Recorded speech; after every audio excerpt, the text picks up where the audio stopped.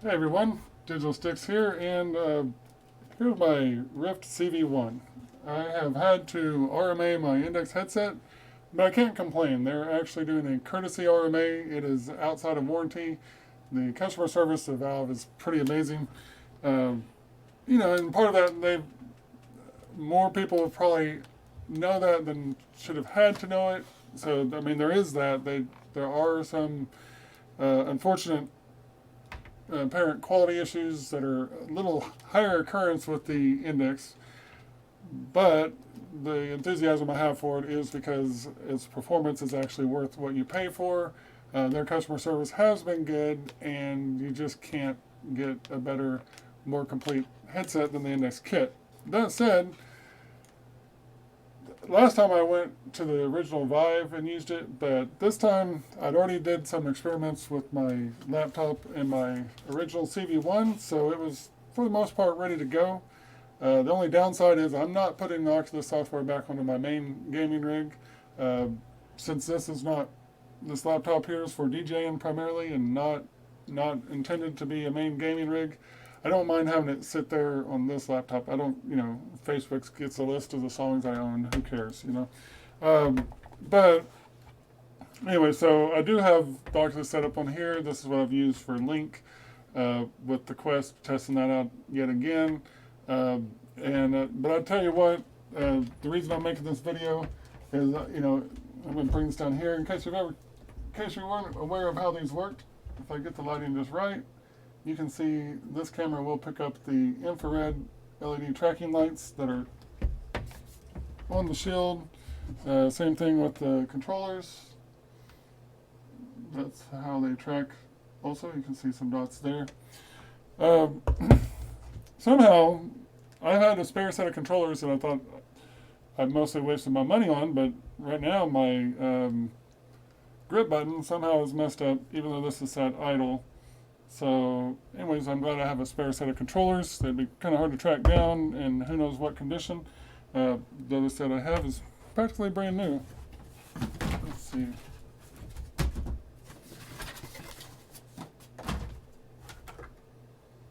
I'm a value guy. I had a need for when I just because of the price difference, I went ahead and picked up the set with the extra sensor, and I did switch to 4 sensors for my Beat Saber streams and stuff at the time. So yeah, these have hardly been used, but apparently I did make contact with my green screen. So I guess they weren't as like new as I thought. I'm surprised to see marks on both. But anyways, so I have to pair that in a second. But anyways, I did a video not too long back where I just gave my thoughts on the CV1 in 2020. But I hadn't broken out. I hadn't actually used it in quite some time, other than talking about the fact that when I did use it for vision treatment, it felt like it was kind of, it felt like hello old friend is the way I put it, because you know, when I do use the Vive, it's tolerable. But yeah, I miss the index by comparison. With this thing though, it was nice. I mean, this is for VR chat. Once you have this set up, you're good to go. I mean, you're really good to go. So the trouble with these is you have to buy them used now. But the good thing is a lot of people let them go with limited use just because of all the hype around newer devices. Some people really did have trouble with setup and stuff. So who knows? There were definitely plenty out there that were not worn out, but there's some that have been out for quite some time too. So the downside to the original CV1 is if you don't already own one, you have to find one, and their Achilles heel is the cable. Well, this is my original cable. I've used it for about a year. I always use them with the tethered system. I mean, I don't know, I've had it within a couple months of having this. I probably had the tether. And as you can see, I don't have any severe kinking. I'm using a hair tie there. The original clip was broken, so I see a little bit of kinkage kind of around that hair tie, but I don't know if I actually use this much when I put it on there. Anyways, I haven't had any any hiccups out of that. I haven't had any trouble with my headphones. So some of the other issues that are the headphones can be failure points too. But with the VR ears come out, even though these are built in and nice and all that, the VR ears will still work with these as well. And then you can have the index style audio with a comfortable headset. The visuals, I was surprised. Basically, this is as good, but this is better than the Gear VR mod on an OG Vive, just stock. And obviously, Gear VR are Oculus lenses, so that's not a complete surprise. But okay, so out of all the downgrades or backwards tricks, I should say, in VR, this is the least troublesome. So there is a screen door effect, but honestly, it's kind of offset by the quality of OLED, like having the vibrant colors back. There's very few God rays in this compared to Fresnel lenses, even on the index. So getting a break from that is nice. The field of view, and I never realized this before, I never made the comparison or even thought about it much, but the original Quest feels like you're wearing binoculars. And I thought it was about the same. The field of view is actually much nicer, at least to me, on this. I mean, it's not dramatically bigger, but this doesn't feel like binoculars quite the same. So it's less of a field of view than the index, but between the original Rift and the index, I never found the field of view to be like game changing. I'll take it. I'll take the extra field of view that the index has, but it didn't really feel game changing as it did for some people, and I'm thinking that's probably due to the CV1 here. So this face gasket's not any bigger than it has to be. Of course, I didn't ship these with glasses adapters, so that helps. But I don't have the glasses adapter on my original Quest, and it is still dramatically. It's a big difference. Like, it's not a huge. The percentage-wise is degrees of field of view is probably stat-wise may not look that big, but in experience, it's massive. So, but anyways, this is about a year of use. This thing's in great shape. It's just super, super light. Way lighter than even the index is. And that is really nice. So, the index has extra padding and whatnot. They put in more effort to make the index comfortable. But the original Rift has the comfort because it doesn't have the weight. And so literally, while everyone's hyping the Quest with Link and all of that, if they would have just simply put out a Rift 2 with better panels, they had this down to a price that would have just been killer. Now I was saying that if they could incorporate the inside-out tracking into the scheme, just make it look like a Quest, but have it be tethered if need be to keep it lightweight. They really had the ability to make. They could have kept VR going in a solid, budget-friendly PCVR direction, in addition to having the Quest available. I digress. But anyways, probably rambling a little bit too much. Obviously, I don't typically make my videos in person. I don't even know if I'm making the proper eye contact with the camera here. But I do want to prop this a little bit more and encourage people that if you find one at a good price and you can be confident that it's okay, as long as it's working, which I can't guarantee that, but if it's a good working headset, then the value you get for one of these with the PCVR system is incredible. And you don't have to have the latest and greatest to run this. So you're going to get, what's not going to resolution can go to frame rate, but you can also super sample too, and that's going to enhance it a little bit more. Anyways, I don't know if this is working out. It's a very different setup, but I'm kind of stuck because of the RMA. Like, I don't have my sensors in a good position for this, and I was getting some time to really want to just enjoy VR tonight, but I'm not sure exactly how I want to go about it. I'm not going to put Oculus software on my main PC, so I don't know if I want to break out the Vive or what I want to do. But I would love to use this if it was set up ready to go. And it's really not that hard. Like I could, oh, let me show you. So here's how, if this will move over to my walls here. So this was a kid's room at one point, so they destroyed the walls. This is how my cameras are up. I reuse these strips. This is a replacement set, but these come with these 3D printed adapters. I'm sure there's still some around there. And that's how these are wall mounted. But as you see, I use that staple. So I've actually been able to, I keep moving these things and then still put the camera back up. And they're really easy to apply. So like moving the two cameras I'm using currently would not be a problem. Deciding where I would want to put a third one temporarily would be the question mark. The other thing with having to have so many cameras that actually connect to USB is connecting them to USB. But your third sensor is only supposed to go to USB 2.0 anyways. So I suspect that could easily be shared with via USB hub with something else that's only using small bandwidth. You know, like this wireless mouse sensor. But you know, for me, I got it covered. I've got the option of using my mouse with a Bluetooth adapter or skipping it altogether.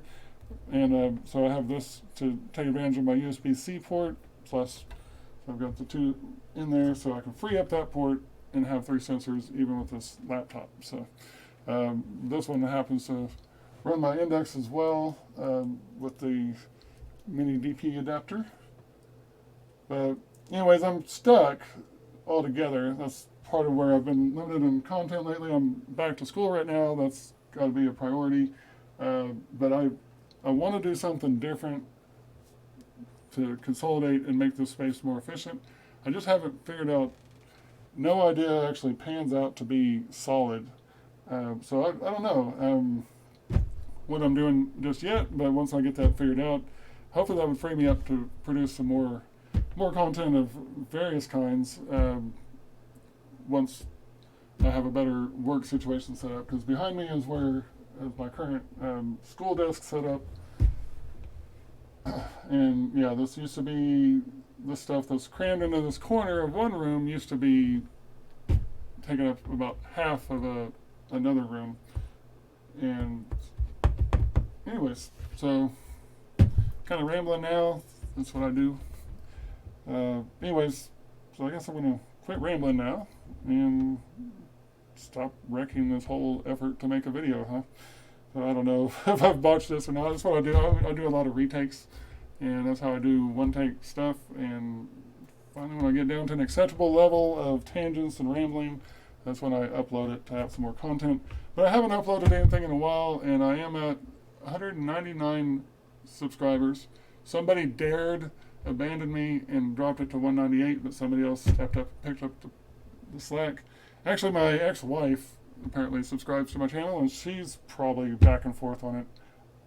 Who knows? She's crazy. But anyways, hope she enjoys the content. Maybe she'll get my other kids' VR that I haven't seen in a while. All right.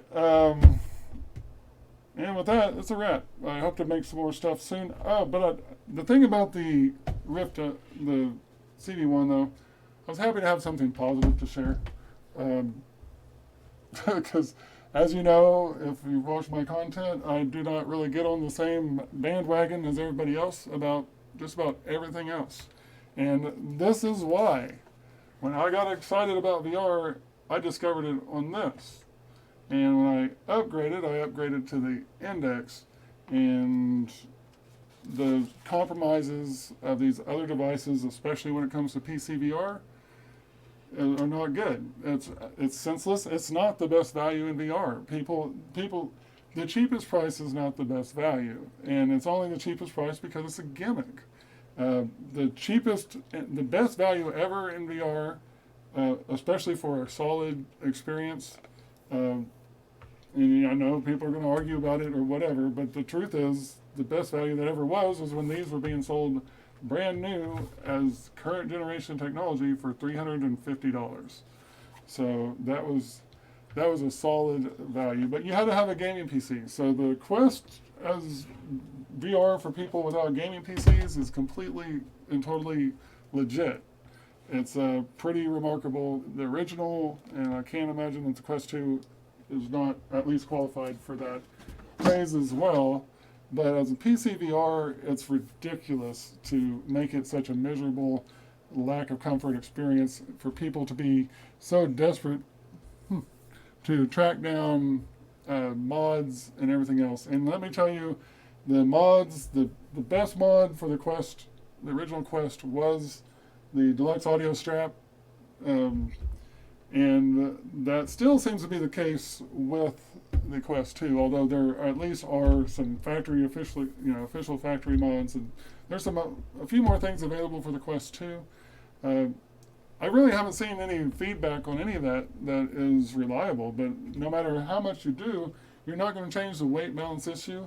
You can counterbalance the weight to help make it more tolerable, but there's nothing more comfortable than not having the weight on your head at all. So now this is my enthusiasm for this so far is just from VR chat, and I've said before that this is sufficient resolution for VR chat. It absolutely is. Now,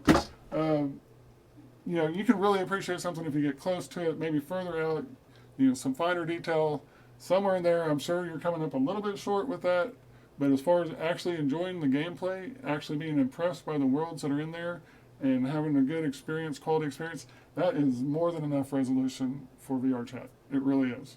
And so if you can find an original Rift in great shape, now you've also got to have 3 sensors. So I don't know what the market is widespread. I've seen plenty available on Facebook Marketplace in my area. If somebody wanted one, they could find one in my area. Now, if demand picks up, if the word spreads around again, where people that are suffering the headaches of a Quest get the idea like, oh wow, I can try this out for $200, and this would be better than spending $300 trying to make my Quest tolerable. You better look fast. Don't hesitate. Get out there and have a selection while they exist, and try to find you a headset that you have reasonable confidence in. The cable being a failure point, if you see any signs that the cable's been taped up, don't take any excuses for the cable being anything but in normal condition. So if it's had tape on it and stuff like that, they try to tell you that was how if they shouldn't have put tape on it. Because that's what a lot of people do when it first starts to fail, is they'll find a sweet spot where it works and they'll tape it up to hold it in place. So it's possible someone legitimately used tape when their clip broke or whatever, but I would not gamble on that. If it looks like they've wrestled with it to have it just right, especially if it's still taped, don't do it. Look at the lenses, be sure they're not scratched drastically. And let's see, but just reasonable effort to care. I was kind of paranoid about these at first, but reasonable effort to care for these lenses. Just sticking to microfiber cloths, making sure they stay reasonably clean. The VR lenses, scratching them is not generally an issue, with just a little bit of due diligence while caring for it. So, anyways, I don't know about this one. I don't know if that's going to work out as a one-shot deal, but who's going to be number 200? Help me out.